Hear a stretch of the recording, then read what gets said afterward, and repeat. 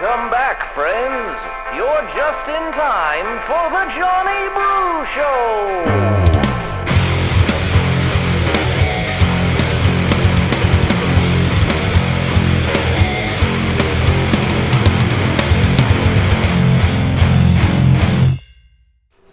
What's going on, everybody? My name is John Brookhagen, host of the Johnny Brew Show, and welcome to part 3 of this great episode, talking all things CCSD.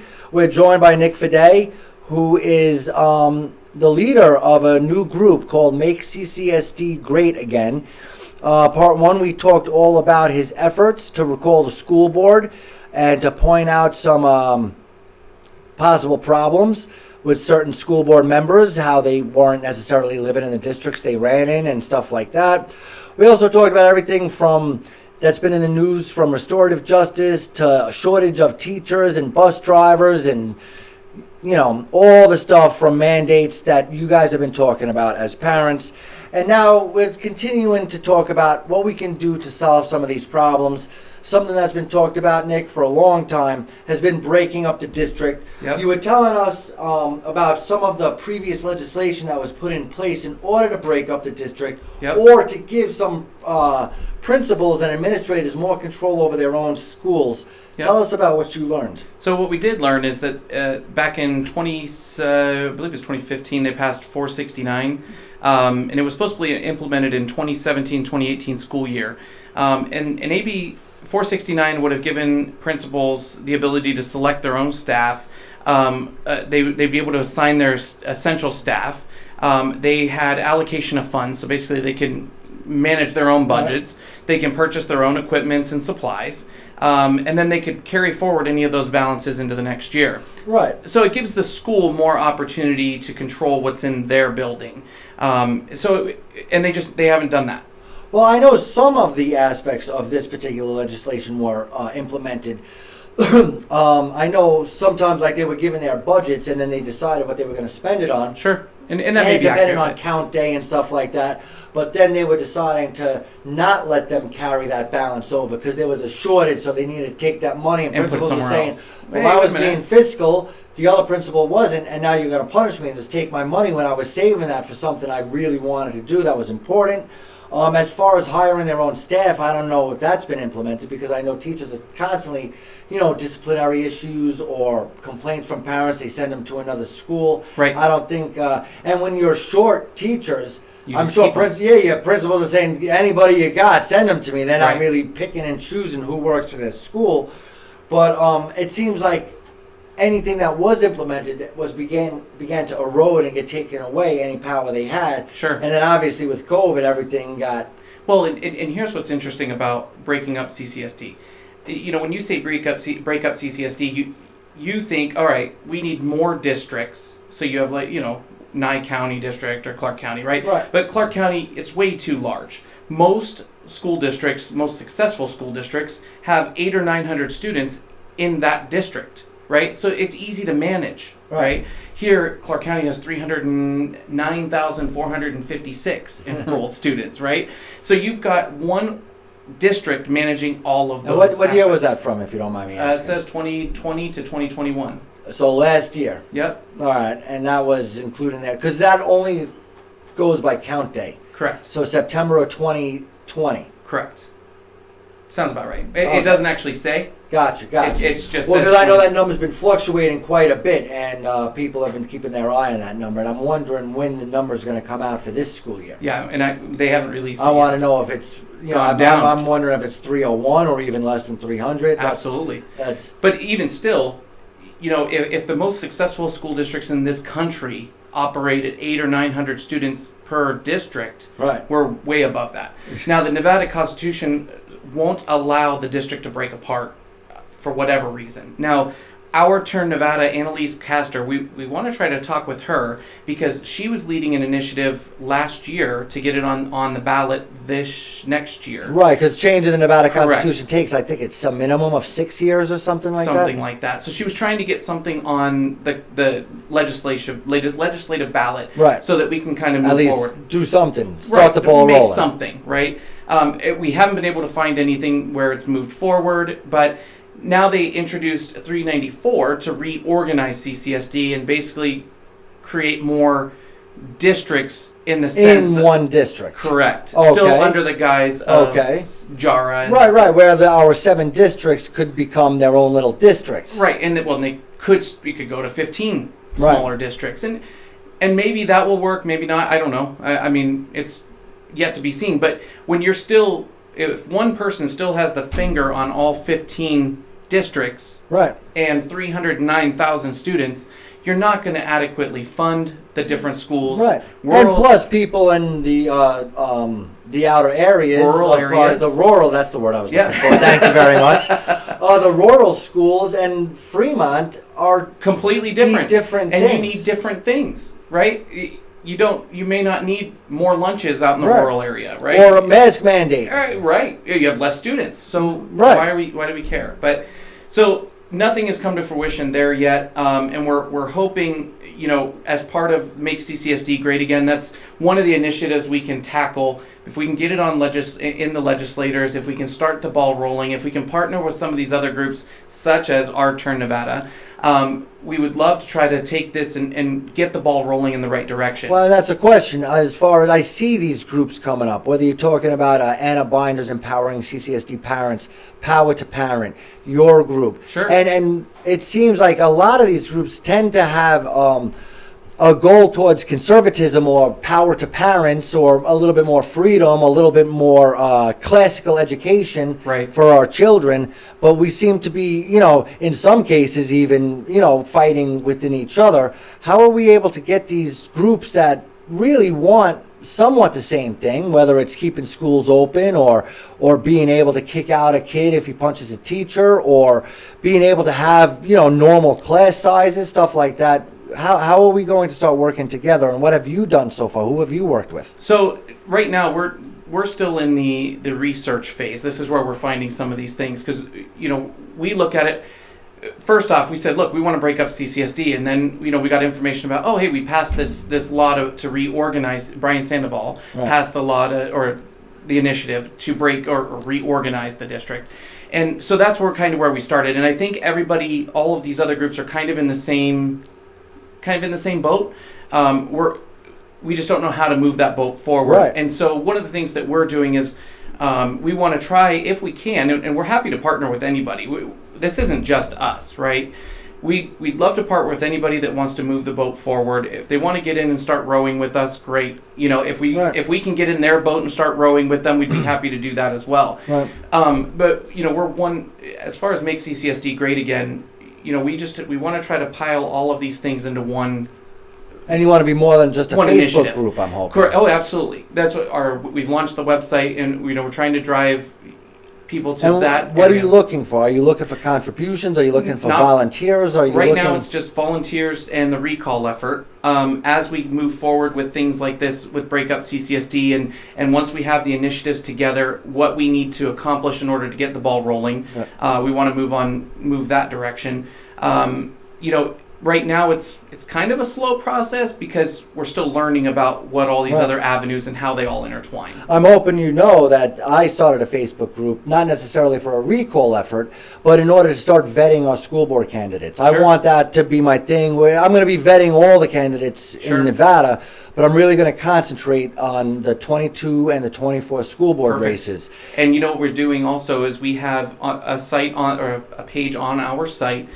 You can register if you go on. You can put your bio, your photo, and all of that stuff. We'll post all of those so that you can go to one site, see all of the candidates, see what they're for, and we can kind of vet them. We can even put our take on it and say, hey, this is a conservative candidate. This is, whatever the case might be, just to give more clarity. Well, whatever they want to represent. Absolutely. I want to represent higher pay for teachers and parents' control over their kids' education. And maybe what we could do is even link interviews, such with you, for example. We can link your interviews back so that somebody that's on our page that wants to see, get to know somebody. Yeah, they can click on it and say, okay. Well, that's what I believe in most is, getting people to get to know each other better. Absolutely. And that's why we want to partner. We've already talked with Nevada GOP, Joey Gilbert, and we've talked to Power to Parent. We've talked to My Children Advocate. We've talked to several different groups and there's many more as well. And we're happy to help out anywhere we can and tie the groups together. We don't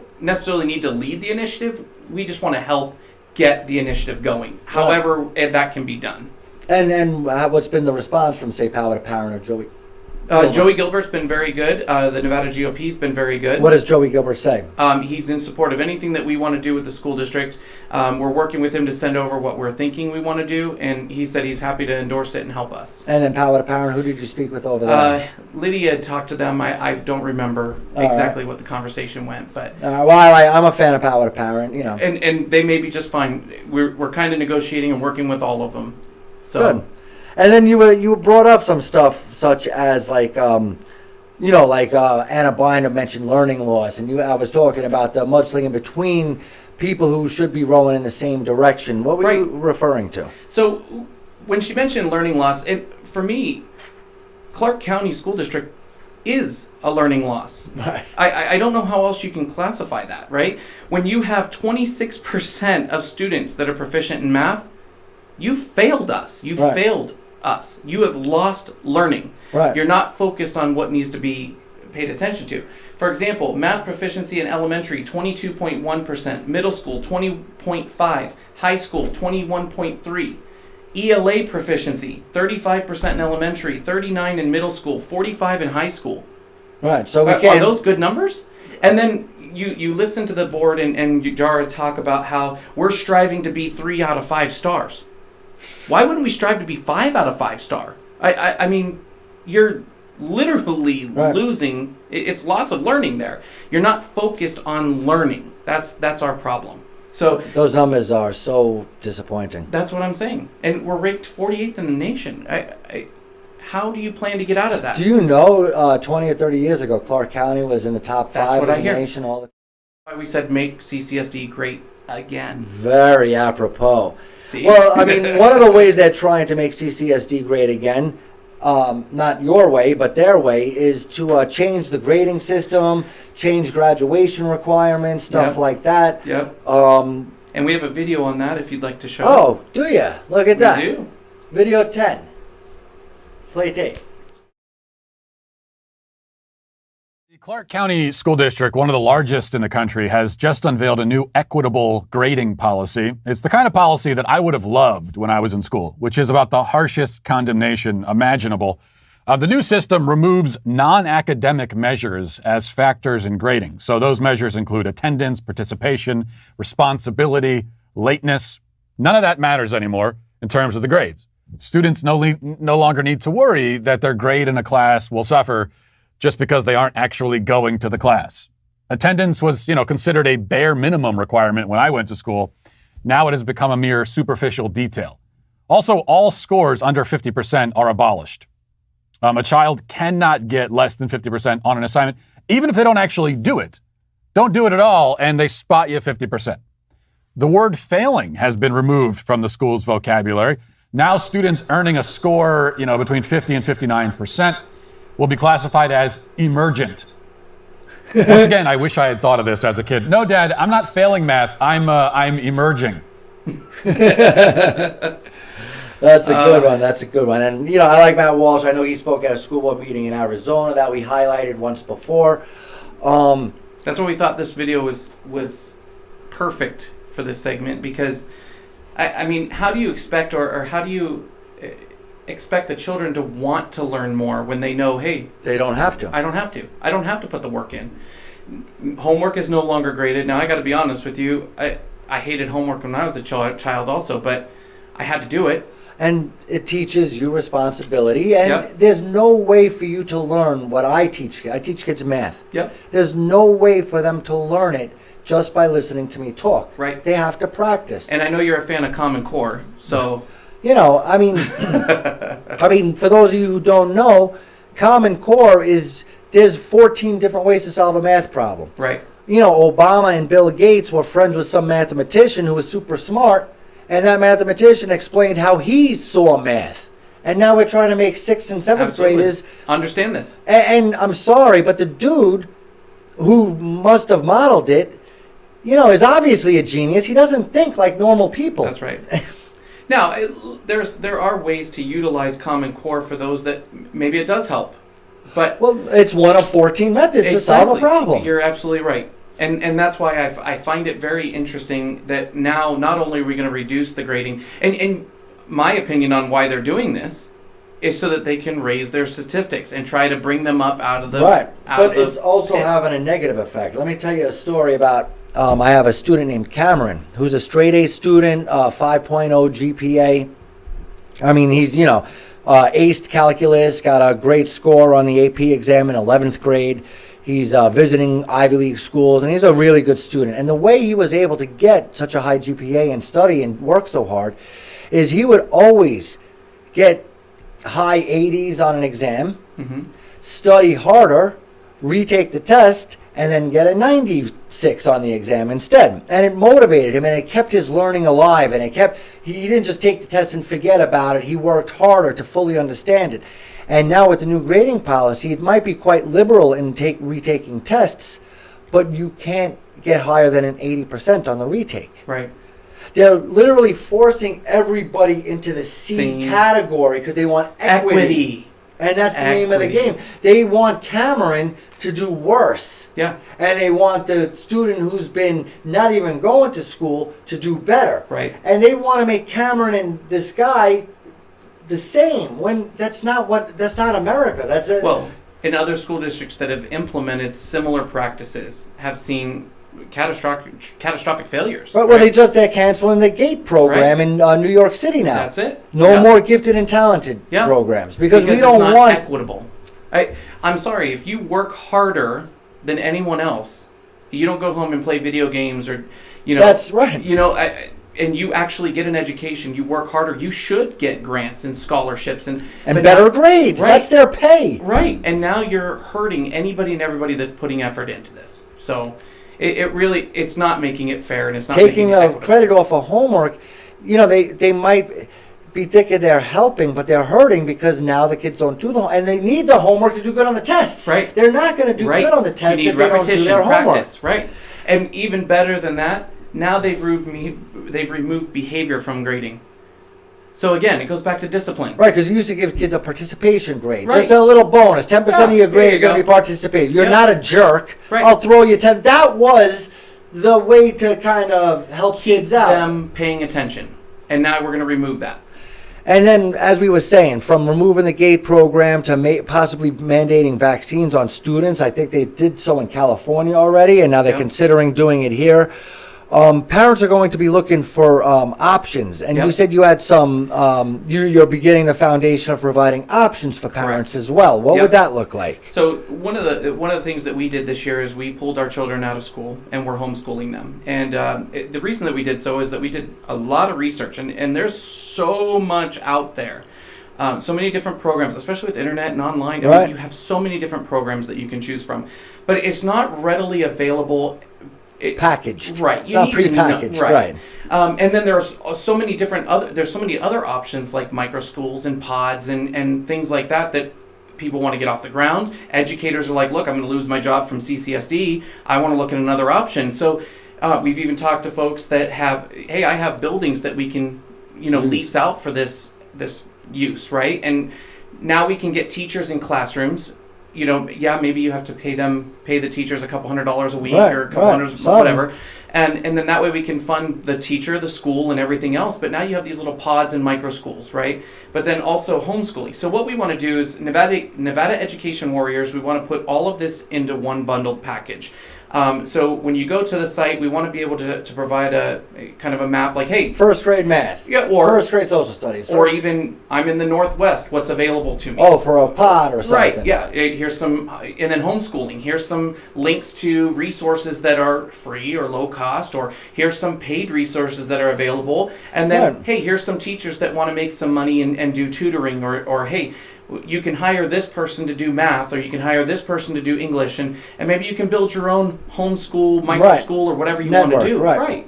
So we want to try to put all that together. We're actively working that site as we speak. Obviously we have a lot of hands on the fire right now. Right. But I mean, that's a big undertaking, organizing those resources and stuff, because there are a lot of them out there, but it's impossible to find. Exactly. And parents get frustrated. They say, I'm going to homeschool my kid. They Google homeschool math, 3rd grade. And you got 4 million different packages. Right. And you're like, well, I don't know what's good. Right. So then what we want to do is kind of not only put the resources out there, but help put groups together so that they can all work together. Right. And hey, we're doing one of the biggest things we hear from homeschool parents or people that are considering it.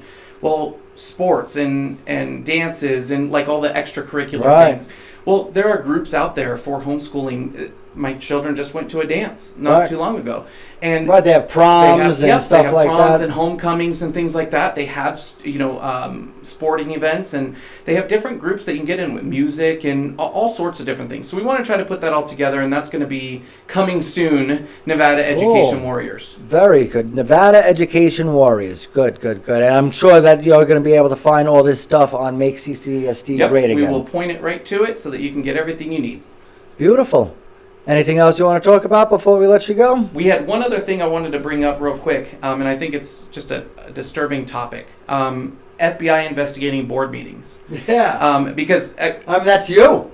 You. It is. Are you a domestic terrorist? Here's what's interesting. One of the news articles had me speaking at the board meeting. And you are the prototypical exactly, man. and they said, well, Linda Cavazos was, and there's a picture of you talking, and I'm like, well, it's not me, guys. So I find this very disturbing, and we did create a little video. It's not me, guys. Everybody's talking about there's racists everywhere. There's white supremacists everywhere. There's fascists everywhere. Why is it that parents can't be angry about this? Who is it? Who is it? Right. But why can't parents be angry? Why can't they speak at a board meeting? Why can't they be frustrated at the process? Not every parent can keep their composure sitting in a room listening to these people attack, or listening to parents that go up to speak, get cut off because it doesn't fit in a narrative or an agenda or whatever the case might be. You don't like what they have to say, so you're going to silence them. And you got people that are angry about that. Why is that wrong? Right. It doesn't make any sense. Now, we did have a video on it. I don't know if you want to show it, but it is a quick little... Number 13. You good? Well, yesterday, the Department of Justice has directed the FBI to use its full authority to investigate any threats targeting school board officials. This just days after a prominent school board association, the National School Board Association, asked the Biden administration for help against parents who are critical of people who work for the school board and the schools and whatnot. So I pose this question because why are parents being critical? Because they're not happy. They're not happy. So now you got the school board, you got the superintendent, you got everybody up there going, we don't really care that you're unhappy, and now you're unhappy with us, so we're going to get the FBI involved. How is that? It's insane to me. Well, I'm sure they'll be knocking on my door. Yeah, it looks that way. I'll end the episode the way I started it. Nowhere in the Constitution does it have anything about health care nor education. And the 10th Amendment says the power is not delegated to the United States by the Constitution, nor prohibited by it to the states, or reserved to the states respectively, or to the people. So right there it says that anything not mentioned in the Constitution, executive, judicial, or legislative, will be power to the people, or if necessary, power to the states. And the parents want to have the ability to educate their children the way they see fit. All right, guys, we will be following this all along. Guys, we need you to get involved in your local races, whether you're talking about county commissioners, county school boards, district school boards, judges, everything down ballot. Yes, we need the governor, we need the president, we need all that Senate and House. But guys, politics is local. All right? Nothing will affect your life more than a school board member as opposed to any other member of politics, especially if you have children. And if you don't, then your county commissioner will affect your life more than Joe Biden or Donald Trump. That much I promise you. So guys, please, we'll be following this the entire time. I need you to subscribe, tell a friend, Common Sense Nevada on Facebook, the Johnny Brew Show on Facebook, as well as the new Board of Trustees for CCSD on Facebook. Visit Nick at Make CCSD Great Again. And we are available on Rumble, YouTube, Spotify, Google Podcasts, and anywhere else you may get your podcasts. Thank you so much for joining. Thank you very much, Nick. Appreciate it, guys. And we'll get you next time on The Johnny Brew Show.